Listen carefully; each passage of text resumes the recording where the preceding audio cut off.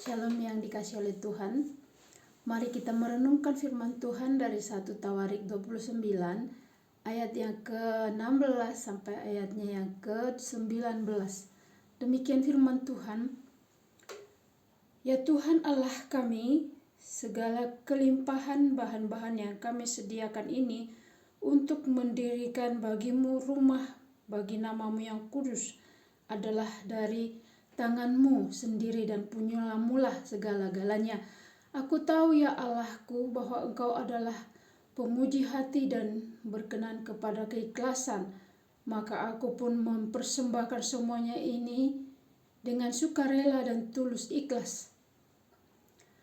Dan sekarang umatmu yang hadir di sini telah kulihat memberikan persembahan sukarela kepadamu dengan sukacita.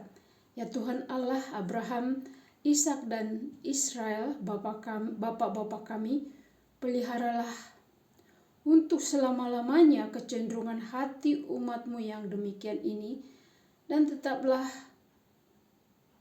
tunjukkan hati mereka kepadamu. Dan kepada Salomo anakku berikanlah hati yang tulus, sehingga ia berpegang pada segala perintahmu dan peringatan dan ketetapanmu, melakukan segala-galanya dan mendirikan bait yang persiapannya telah kulakukan. Saudara yang dikasihi oleh Tuhan, kita akan merenungkan firman Tuhan ini dengan tema yaitu persembahan yang diberikan oleh Daud. Saudara-saudara yang dikasihi oleh Tuhan, lembaga Alkitab menggunakan kata sumbangan karena dalam bahasa aslinya yaitu bahasa Ibrani yang dipakai adalah michan. Michan secara harafiah artinya hadiah, pemberian korban. Nah, kata ini untuk persembahan yang bersifat umum. Nah, saudara-saudara boleh tahu ya kalau persembahan yang bersifat umum itu sumbangan ya. Nah, sumbangan itu biasanya diberikan dengan sukarela, seperti bupati mempersembahkan sesuatu kepada gereja gitu, atau orang kaya memberikan sesuatu kepada gereja. Nah, saudara, kalau kita melihat bahwa sumbangan ini memiliki latar belakang yaitu fokusnya kepada materi seperti uang, barang-barang atau jasa. Nah, yang kedua itu sumbangan ini merupakan kepada jasa, tadi kan sudah saya katakan jasa. Nah, selanjutnya kalau kita mau melihat pada sumbangan apa yang dimaksud atau jasa apa yang dimaksud. Nah, saya sudah sampaikan bahwa bisa berupa uang, bisa berupa barang. Kalau jasa itu sikap hati yang diberikan kepada orang yang memerlukan. Ini sikap daripada jasa, merupakan sumbangan. Nah, saudara-saudara yang dikasihi oleh Tuhan, kita tidak membahas sumbangan, tetapi kita membahas persembahan. Persembahan ini hanya untuk Tuhan. Nah, kalau hanya untuk Tuhan, maka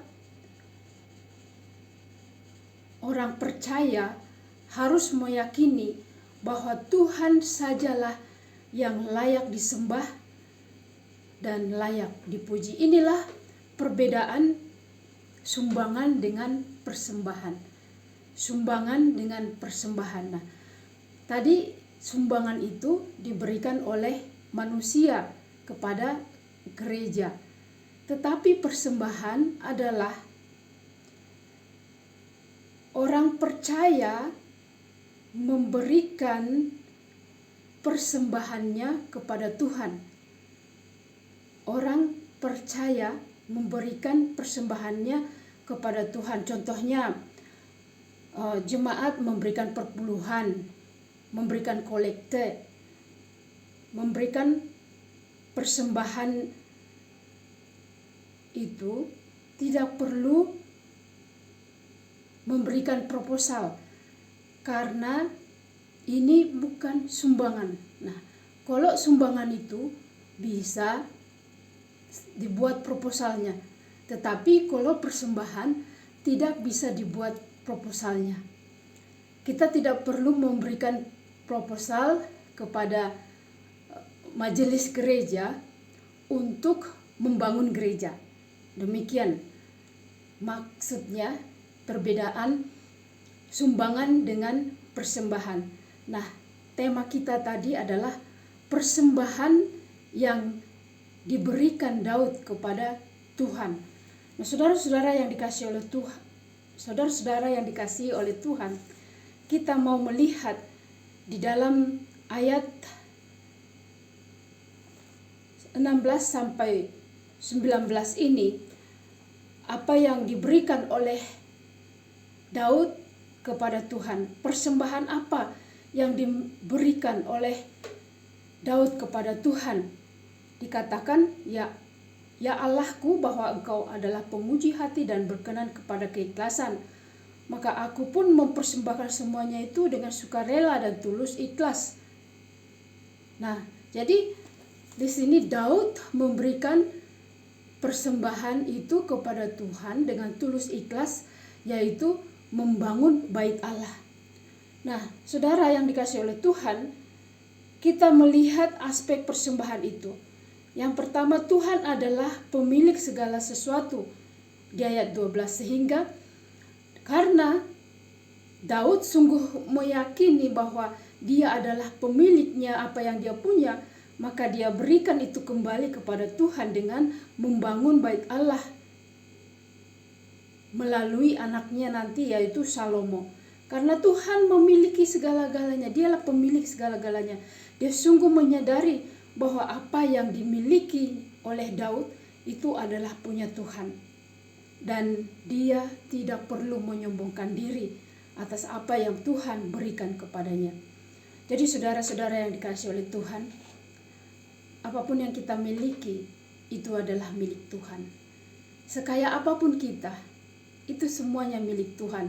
Dan kita bersyukur jikalau Tuhan mengizinkan itu untuk boleh kita nikmati. Dan mari kita kembalikan itu semuanya kepada Dia, karena Dia yang memilikinya. Yang kedua, persembahan yang diberikan kepada Tuhan sebenarnya berasal dari Tuhan sendiri, ayat 13 sampai 14. Apapun yang kita miliki semuanya milik Tuhan. Jadi ketika memberi persembahan, kita hanya mengembalikan apa yang merupakan milik Tuhan. Jadi kita harus bermurah hati kepada siapapun, karena apa yang kita punya adalah milik Tuhan. Yang ketiga, persembahan yang diberikan dengan sikap rendah hati dan tulus, ayat 15-17, itu diutamakan untuk Tuhan, bukan untuk dilihat oleh manusia. Jadi berkat yang kita miliki, jika kita memberikan persembahan, bukan untuk pamer, tetapi untuk hormat dan kemuliaan bagi nama Tuhan. Yang keempat, persembahan dipergunakan buat pelayanan, agar pelayanan di gereja dimanapun bisa berjalan dengan baik, dan bait Allah boleh berdiri tegak dalam setiap apa yang diperlukan di dalam bait Allah itu boleh tercukupkan oleh karena persembahan yang sungguh taat diberikan oleh jemaat. Yang kelima, pemberian dan pengolahan persembahan mesti selalu didoakan agar sesuai dengan kehendak Tuhan, ayat 18-19.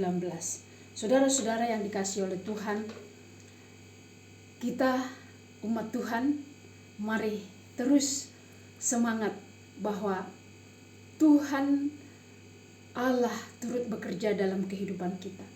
Segala persembahan yang kita berikan kepada Tuhan, biarlah itu semua untuk hormat dan kemuliaan bagi Tuhan.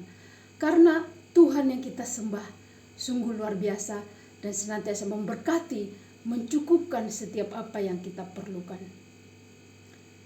Tuhan Yesus memberkati. Sampai ketemu besok.